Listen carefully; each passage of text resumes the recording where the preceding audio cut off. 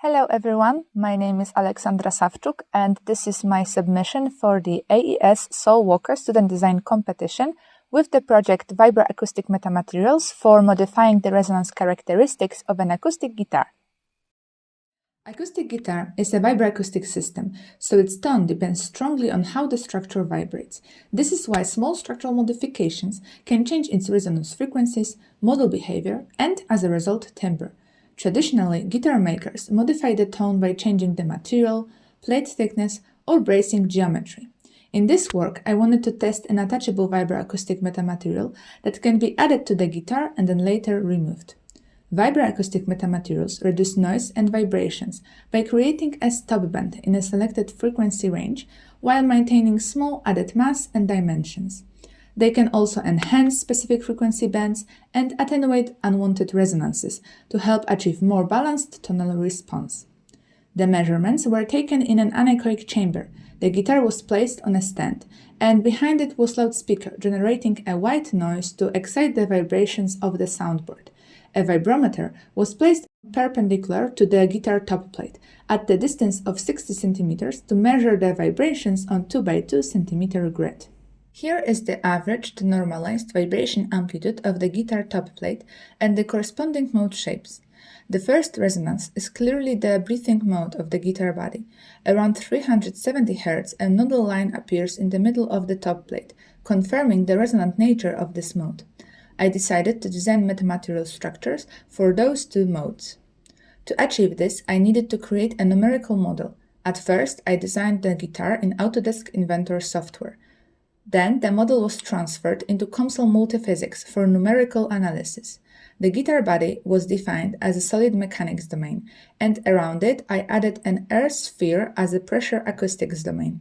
This volume had influence on resonant frequencies of the guitar, so that's why it was included. Finally, I assigned correct material properties to the guitar components. This is the first designed metamaterial structure. On the left, there is its geometry, and on the right graph are the dispersion curves.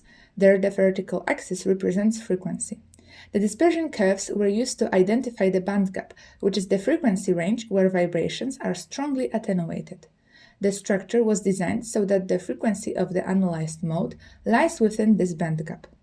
Next metamaterial was created for the higher mode. It is smaller than the previous one because it operates at a higher frequency. Again, the frequency of the analyzed mode falls within the band gap range. Here are the guitar modes obtained from the numerical model. Comparing these mode shapes with the experimental results was used to calibrate the numerical model and make the simulations closer to the measurements. The breathing mode appeared at slightly higher frequency in the simulation. The backplate mode had the same frequency in both cases, and the mode with the nodal line also showed very good agreement with the measurements, which indicates a good calibration. Then I used the calibrated model to analyze the effect of the metamaterial structure on the guitar top plate. This graph shows the frequency response of the modified model. After adding the metamaterials, the vibration amplitude decreases in the band gap frequency ranges, and the response becomes more even. To check if this effect could be caused only by the added mass, I also simulated the model with the same equivalent mass, but without the full metamaterial structures.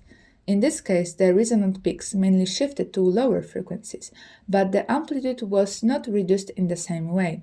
This shows that the improvement comes mainly from the dynamic behavior of the metamaterials, not only from their mass.